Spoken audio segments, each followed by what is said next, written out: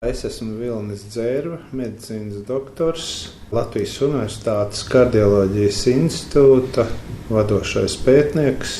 Bieži vien atbildot uz to jautājumu, ko tad ir jādara, kāpēc, lai es resnis nepaliktu un lai tas vēders neaugtu. Te ir ļoti vienkārša lieta, jo mūsos ir disbalans vai neatbilstība starp to kaloriju daudzumu, kuru mēs uzņemam, un to daudzumu, kādu mēs izstrādājam. Ja mēs uzņemam ar kūciņu kalorijas, 500 kalorijas, tad tu zini, ka tev ir ap Māras dīķi vienreiz jāapskrien, vismaz. Ja ne vairāk, vai ne, ir jāapskrien un jāizstrādā.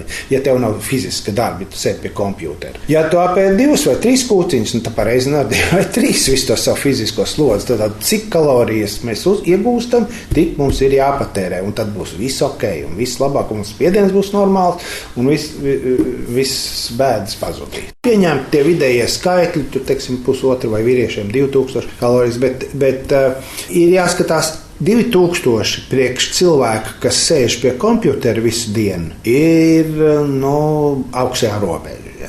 2000 cilvēkam, kas skalda malku, nav nekas. Viņam vajag 6000 varbūt. Tā kā viņš ir vienmēr jāsamēro ar enerģijas patēriņu. Kādā veidā tieši jūs uzņemat, vai ar kūciņu, vai ar burkānu, tas protams, ir diskutējams jautājums, lai pateikt, ka tā kūciņa ir tikai tā pati piramīdas virsbūve.